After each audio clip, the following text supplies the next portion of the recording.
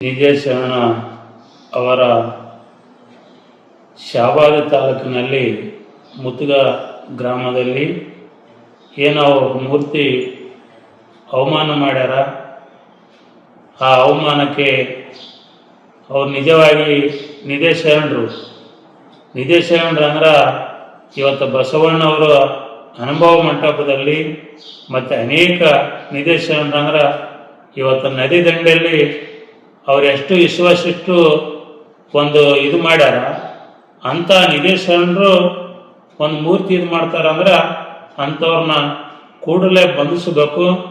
ಅಂಥವ್ರನ್ನ ಬಿಟ್ಟರೆ ಮತ್ತೆ ಹೆಚ್ಚಿಗೆ ಹಾಕ್ಯಂತ ಹೋಗ್ತಾವ. ಇವತ್ತೆಲ್ಲ ಶರಣರು ಅನೇಕ ಶರಣರು ಇವತ್ತು ಕನಕದಾಸರಾಗಲಿ, ಇವತ್ತಿಂಥ ಶರಣರು, ಇವತ್ತು ವಾಲ್ಮೀಕಿ ಗುರುಗಳಾಗಲಿ, ಅನೇಕ ಶರಣರು ಬಸವಣ್ಣವರು ಇವತ್ತು ಇಂಥ ಮೂರ್ತಿಗಳಿಗಾಗಲಿ ಯಾವುದೇ ಒಂದು ಮೂರ್ತಿಗೆ ಏನು ಮಾಡ್ತಾರ ಅಂತದ ತಕ್ಷಣ ಇವತ್ತು ಪೊಲೀಸ್ ಡಿಪಾರ್ಟ್ಮೆಂಟ್ ಅವರು ನಿರ್ಲಕ್ಷ್ಯ ಮಾಡಬಾರ್ದು.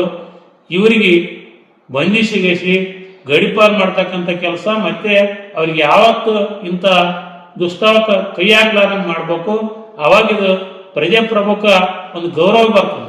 ಇಲ್ಲದಿದ್ರ ಎಲ್ಲರೂ ಅಂಥದ್ದು ಮಾಡ್ಕೊಂಡು ಹೋಗಿ ಶರಣರುಗಳ ಮ್ಯಾಗ, ನಮ್ಮ ಶರಣರ ಮ್ಯಾಗ ನಂಬಿಕೆ ಕಳ್ಕೊಂತ ಜನರು ಯಾವತ್ತಿಗೆ ಇಂಥದ್ದು ಮಾಡಕ್ಕೆ ಬಿಡಬಾರ್ದು.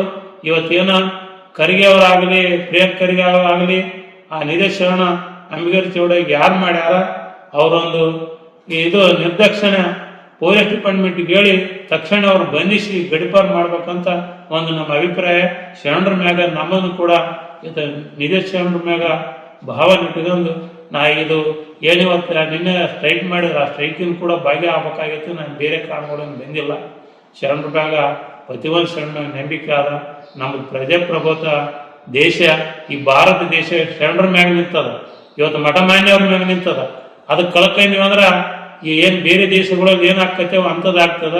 ಈ ನಂಬಿಕೆ ಉಳಿಸ್ಕೊಂಡು ಹೋಗ್ಬೇಕಂದ್ರೆ ಅವ್ರನ್ನ ಕಡಿವಾಣ ಹಾಕಿ ಬಂಧಿಸ್ಬೇಕಂತ ನಮ್ಮ ಇಚ್ಛೆ ಹೇಳಕ್ ಬರ್ತೀನಿ ನಾನು.